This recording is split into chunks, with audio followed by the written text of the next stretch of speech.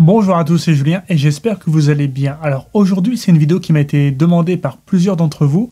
En effet, je vais vous présenter les différents modes d'autofocus du Lumix S5. En effet, Panasonic offre différents modes d'autofocus en vidéo sur ses boîtiers de la gamme S ou bien GH. On va voir ensemble comment les utiliser en prenant donc comme exemple mon boîtier, le Lumix S5. Donc commençons par la base, comment mettre en autofocus sur votre boîtier.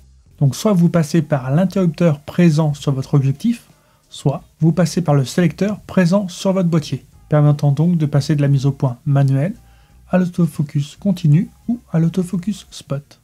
Petite précision, car ça nous est tous arrivé au moins une fois, et moi y compris, il n'y a pas de souci. En fait, vous mettez votre boîtier bien en autofocus, et lorsque vous essayez de faire le focus avec le déclencheur du boîtier, ça ne fonctionne pas. Et en fait, ce que je vous conseille, c'est de regarder justement le switch qu'il y a sur l'objectif, car on peut le bouger par mégarde, et du coup, finalement, on est en mode manuel à cause du switch de l'autofocus, alors qu'on est bien en autofocus sur le boîtier. Donc pour accéder à ces modes d'autofocus, appuyez sur le bouton situé au niveau de sélecteur de mise au point. On va commencer par le mode le plus à droite, le mode point précis. Il va vous servir à faire votre mise au point sur un point très précis de votre plan. C'est un mode à utiliser quand votre boîtier ne bouge pas, fixé sur un trépied par exemple, ainsi qu'un sujet qui n'est pas en mouvement. Pour déterminer ce point précis, il vous faudra le déplacer en utilisant le joystick de votre boîtier. Par exemple ici, je vais le placer sur le logo Sigma de l'objectif. Et donc, si je presse le déclencheur, la mise au point auto se fera sur ce point précis. Au lieu d'utiliser le joystick, vous pouvez aussi bien utiliser l'écran tactile de votre boîtier. Le prochain mode qu'on va voir, c'est le mode une zone. On retourne dans le menu des modes et on choisit le deuxième à partir de la droite. Comme précédemment, on peut bouger cette zone par le joystick ou l'écran tactile de votre boîtier. On peut aussi modifier la taille de la zone de focus avec la molette à l'arrière de votre boîtier. Mais ce n'est pas tout. On revient alors dans le mode de sélection et on va appuyer sur le bouton haut de la roue de menu à droite. Et là, vous remarquez qu'en appuyant plusieurs fois sur ce bouton, on passe à un mode qui ajoute la détection humaine mais aussi animale à ce mode de sélection de une zone. Ça veut dire que dans ce mode, le boîtier cherche un humain à l'extérieur de la zone de focus. Ça veut dire que le boîtier fera en priorité la mise au point sur la zone que vous avez définie, mais si un humain entre dans le champ de la caméra, alors elle essaiera de faire le focus sur celui-ci. Et dès que la personne sort du champ, le focus retournera automatiquement sur la zone que vous avez définie au départ. Sur le même principe, il y a un mode un peu plus évolué qui est le mode une zone plus. Comme tout à l'heure, je peux passer en mode humain, humain ou animal ou classique. La différence entre le mode une zone et une zone plus est assez simple. Dans le mode plus, il va prendre une zone un peu plus grande que la zone définie au départ, juste au cas où lors de la présence d'un humain. En effet, imaginons qu'un humain dans le mode précédent rentre dans la zone définie. Le focus sera fait sur lui, mais s'il sort de la zone, le focus restera sur la zone. Dans le mode zone plus, il va essayer de garder le focus sur l'humain même si celui-ci est en train de sortir de la zone. Un exemple concret dans ces deux modes, c'est par exemple quand vous faites du face cam comme ici et que vous voulez présenter un objet devant vous. Au départ, le mode zone va passer en mode humain car il détecte votre visage. Mais lorsque vous mettez un objet devant celui-ci, il repasse en mode zone et fait le focus sur l'objet. Vous enlevez l'objet du cadre et là il détecte à nouveau un humain. Passons maintenant aux autres modes.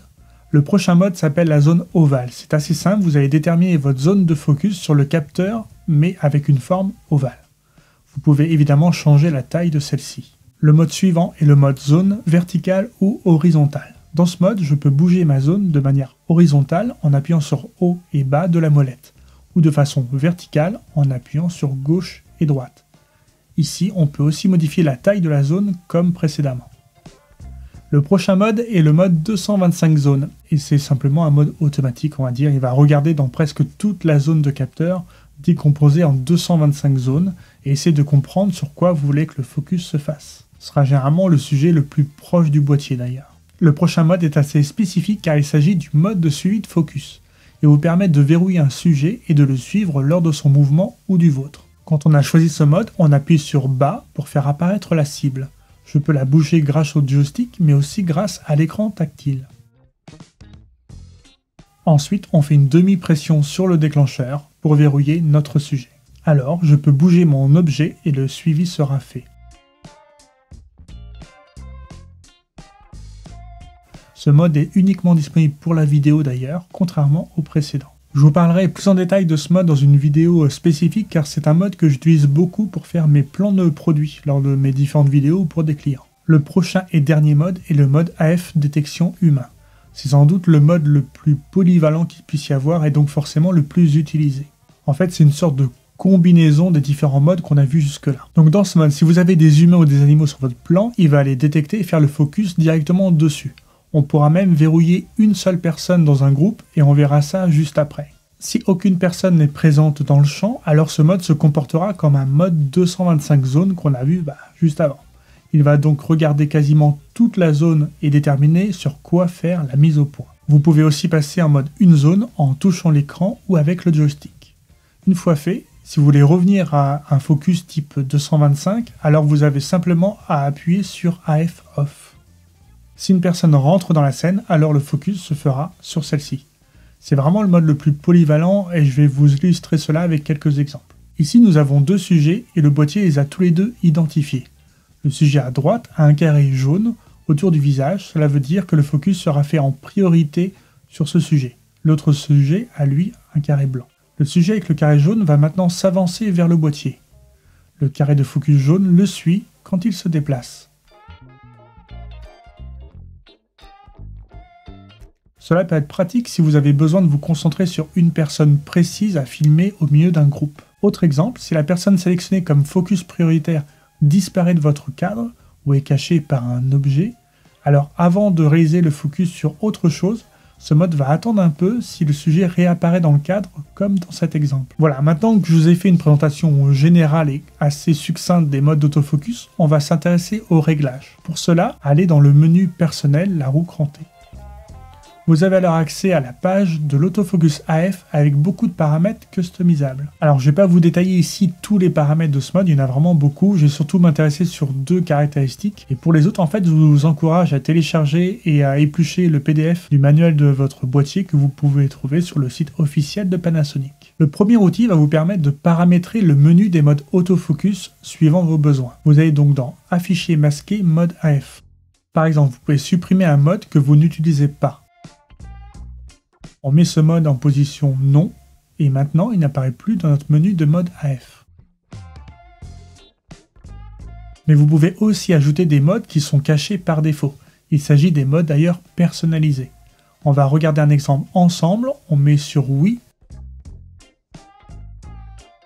et on va afficher nos modes AF. On a maintenant un mode C1 qui apparaît. On va faire O pour définir notre zone de focus. On peut alors déplacer le curseur avec le joystick et valider les rectangles. On peut aussi dessiner avec notre doigt sur l'écran tactile. Une fois fait, vous validez le tout avec la touche Q. Et maintenant, vous avez un mode AF très personnalisé pour des besoins très précis. C'est toujours bien de garder ça en tête pour le jour où vous en aurez besoin. Le dernier paramètre que je veux vous montrer se situe cette fois-ci dans le mode vidéo. Ensuite, allez dans Réglages, Perso AF Vidéo. Quand vous customisez ce paramètre, vous avez accès à deux choses, la vitesse d'AF et la sensibilité AF. Commençons par la vitesse d'AF. Vous voyez qu'on a en bas une échelle graduée allant de lent à rapide. Cette vitesse d'AF correspond au temps que va mettre le boîtier pour aller d'un focus d'un point A au focus d'un point B. Cela correspond quand vous êtes en mode manuel et que vous voulez tourner votre bague en fait de focus, si vous la tournez plus ou moins rapidement ou non. Donc si vous voulez que votre boîtier saute rapidement d'un point à un autre, alors placez-vous plutôt vers rapide sur l'échelle. Par contre, si vous souhaitez un changement plus lent, plus naturel, enfin ce que personnellement moi je préfère, alors il faudra plutôt mettre le curseur plutôt du côté lent de l'échelle. Maintenant, il faut déterminer à quel moment l'AF décide d'aller d'un point A à un point B. Et c'est à ça que cela sert la sensibilité AF. Pour ce paramètre, l'échelle présente va de verrouillé à réactif.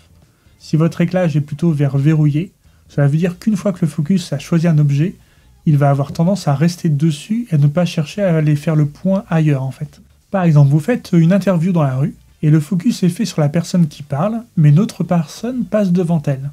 Avec le mode verrouillé, le focus ne saute pas sur la personne qui passe, mais reste bien sur la personne que vous interviewez. Si par contre vous choisissez de déplacer le curseur vers un mode très réactif, l'AF va alors essayer de faire le focus sur la personne qui passe devant vous. Si on reprend l'exemple d'une interview posée dans un bureau par exemple, on va toujours privilégier un mode verrouillé, mais si c'est du facecam comme on a vu tout à l'heure et que vous voulez présenter un objet face à la caméra, alors il faut mieux avoir un réglage plutôt du côté réactif pour la sensibilité. Comme vu avant, vous pouvez combiner cela avec la vitesse AF pour choisir à quelle vitesse vous voulez que la mise au point se fasse. Je vous encourage vraiment à essayer de modifier ces paramètres suivant votre style de prise de vue. Personnellement, je les modifie suivant certaines situations et ça fera sans doute l'objet d'une autre vidéo pour vous montrer quelques exemples. Mais comme je le dis souvent, n'attendez pas que quelqu'un vous donne les meilleurs réglages AF. C'est à vous d'essayer et d'expérimenter ce qui convient le mieux à votre style et à vos besoins. Comme je vous l'ai dit juste avant, d'autres vidéos vont arriver avec des exemples de réglages d'autofocus que j'utilise sur certains plans. Enfin, voilà, j'ai essayé de vous illustrer tout ça par des exemples, mais aussi une vidéo sur le focus manuel. Je pense que c'est un bon moyen aussi de se rendre compte que le focus manuel qui peut faire un peu peur peut-être quand on débute est au final très abordable et surtout super efficace. D'ailleurs, si vous voulez pas louper ces vidéos et que vous n'êtes toujours pas abonné à cette chaîne, c'est peut-être pour vous le bon moment de vous abonner et d'activer la cloche pour ne pas louper ces prochaines sorties. En attendant, prenez soin de vous.